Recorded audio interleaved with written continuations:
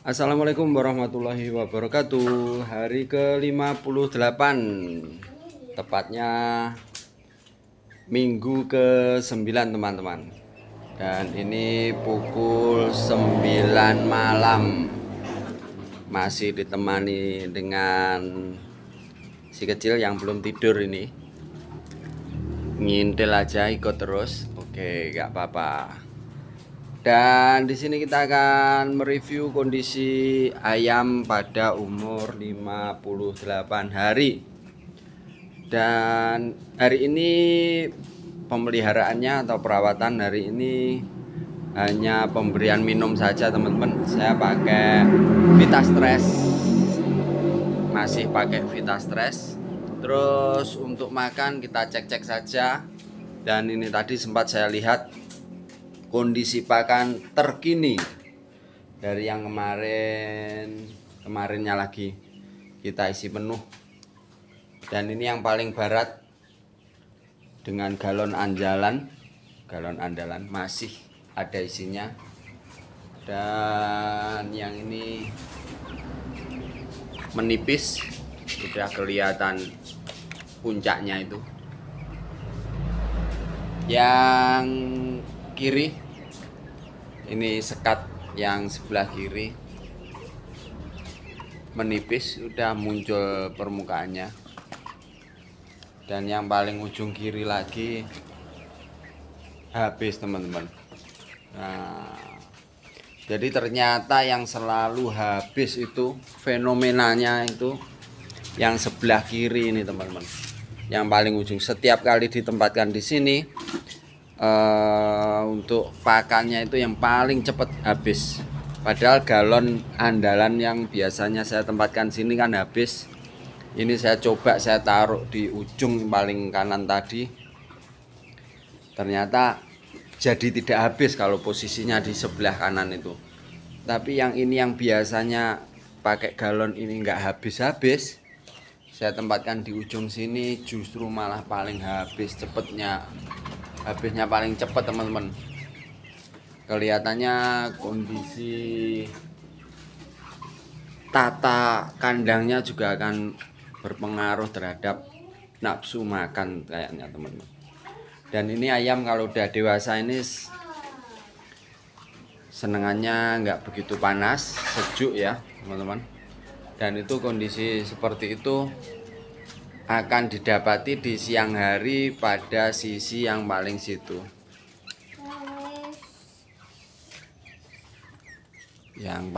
Sisi yang paling situ teman-teman.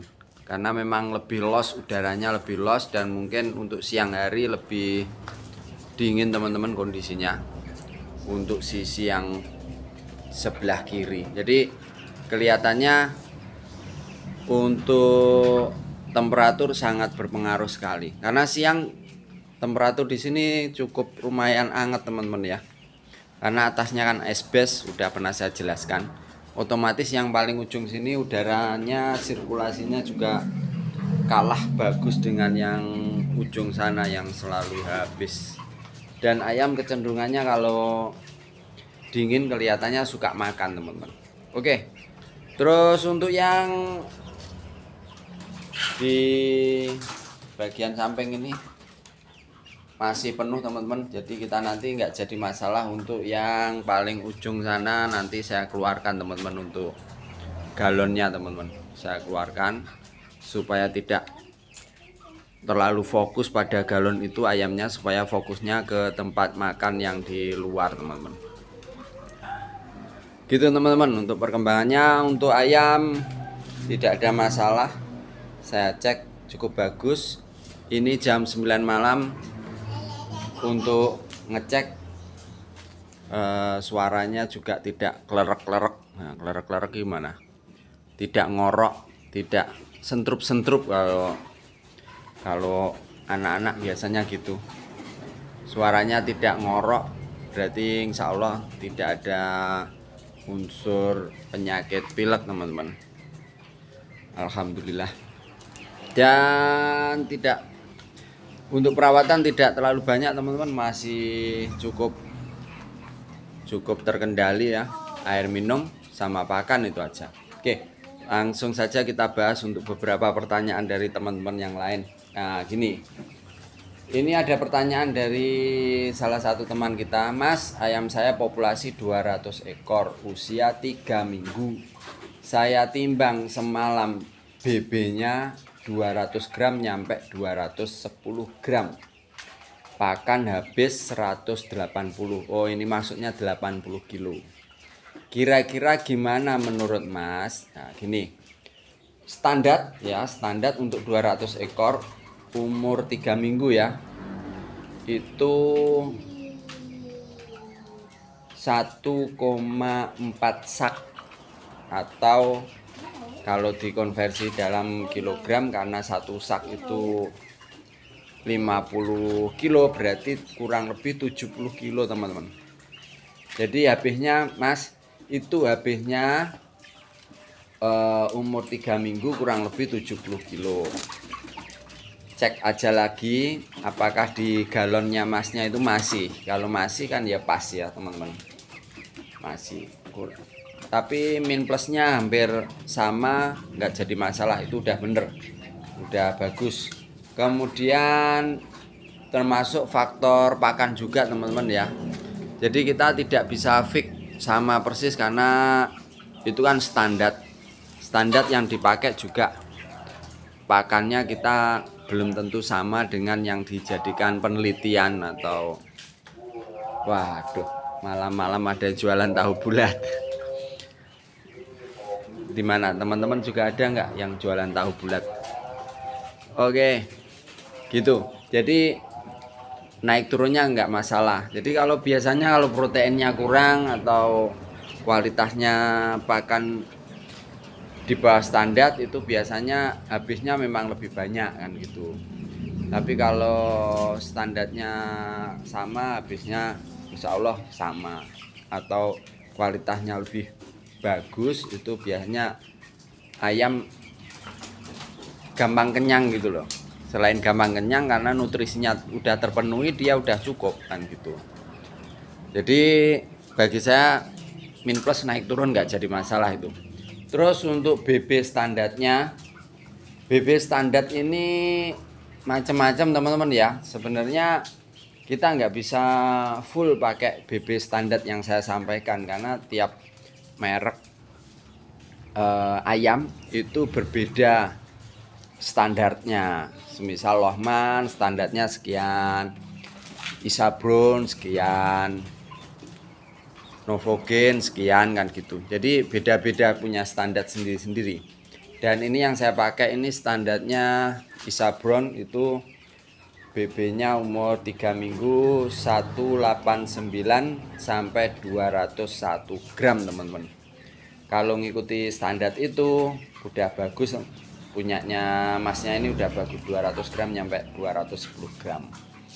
Ya kurang lebih naik turunnya segitulah teman-teman. Jadi nggak perlu khawatir apakah itu nanti cukup bagus. Saya rasa udah cukup bagus teman-teman. Oke, itu untuk jawab pertanyaan dari Mas siapa ini. Oke, itu. Terus ada lagi pertanyaan dari salah satu teman kita. Bang, itu pakannya harus pelet ya? Kalau pakan racikan dedak dan sayuran bisa. Nah gini, pakan yang utama itu nutrisinya pas atau sesuai dengan kebutuhan teman-teman.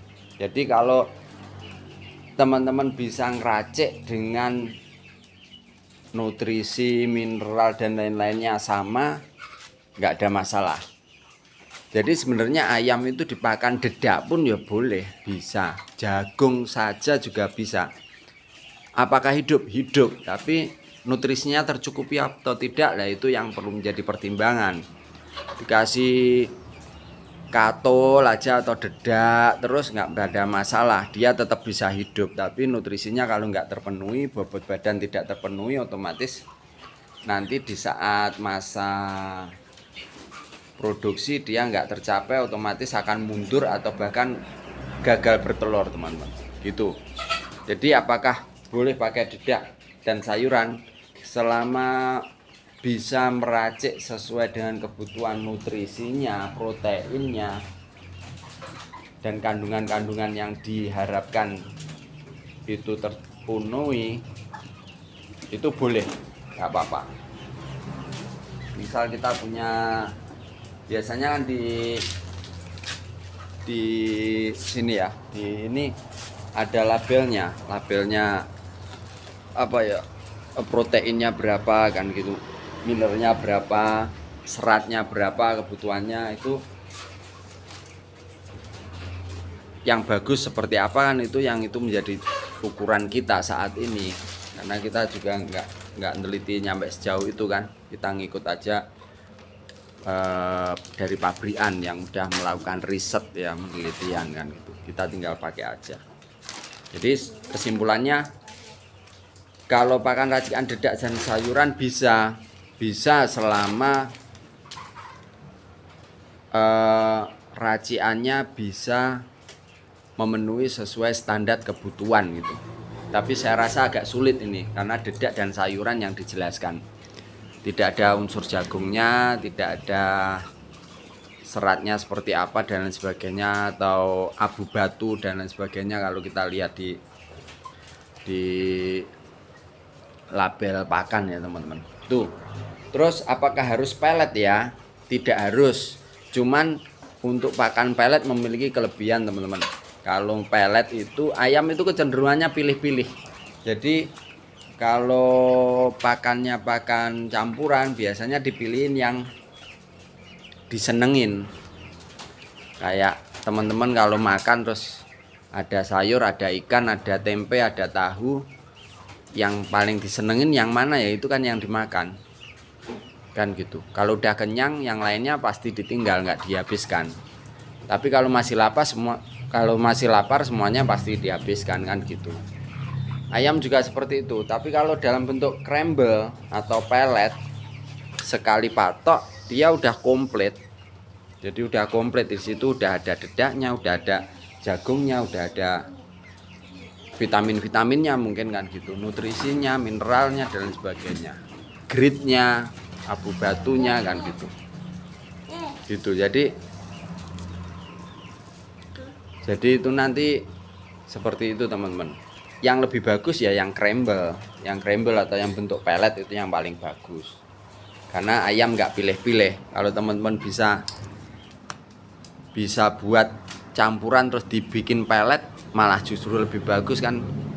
Sekali patok dia udah komplit gitu. Oke gitu teman-teman, untuk penjelasan singkat, dan mudah-mudahan teman-teman yang lain yang mungkin permasalahannya sama bisa terwakili dengan pertanyaan dari beberapa teman kita yang udah berkomentar di bawah, di atas.